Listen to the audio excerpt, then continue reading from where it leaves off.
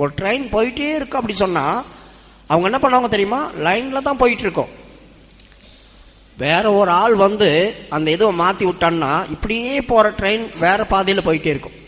ஒரே தண்டவாளத்தில் போகிற ட்ரெயின் அடுத்த ட்ராக்ல மாறி போயிடும். அப்போ அந்த ட்ரெயின் மாற்ற முடியாது. அங்கே ஒருத்தன் இருக்கிறான், அவன் வந்து அந்த இது லைனை மாற்றி விடுவான். அந்த லைன் மாறும்போது இந்த ட்ராக்ல இருந்து அந்த ட்ராக் திரும்பி ஓடிடும். அப்படிதான் நம்முடைய பாவ ஜீவியம் கூட பரிசுத்த வாழ்க்கையில் ஓடிட்டே இருக்கும்போது திடீர்னு ட்ராக் மாறிடும். அந்த பாவ ஜீவியத்தில் ஓடிட்டு இருக்கும்போது திடீர்னு ட்ராக் மாறி பரிசுத்த ஜீவியத்துக்குள்ள வந்துடுவோம். அதை மாத்துற ஒரு கடவுளும் பேய் தான். ஒன்று பேய் மாற்றுவான், நீ ஓடிட்டே இருக்கிற, உன்னை அறியாமே நீ இல்லை நான் இதில் தானே போயிட்டே இருந்தேன், எப்படி நான் இந்த பக்கம் வந்தேன்னு தெரியாமே போயிருப்போம். ஆனால் அதே போல் கடவுள் கையில் ஒப்பு கொடுத்தா கடவுளும் நம்மளை ட்ராக் மாற்றி விட்டுருவார்.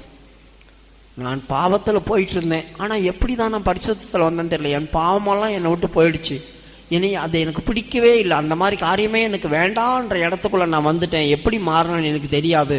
ட்ராக் மாற்றி விட்டு ஒரு யாரோ நீ ஏதோ அந்த வண்டியில் அந்த ட்ராக்ல ஓடிட்டு இருக்கிறேன்னு நினச்சிட்டு ஆனால் பார்த்தா வேற ட்ராக்ல ஓடிட்டு இருப்பேன். அதுதான் தனிப்பட்ட விதத்தில் இருக்கிறதான அந்த பாரம் உங்களை விட்டு நீங்கும். அந்த பாரம் உங்களை விட்டு நீங்கும்.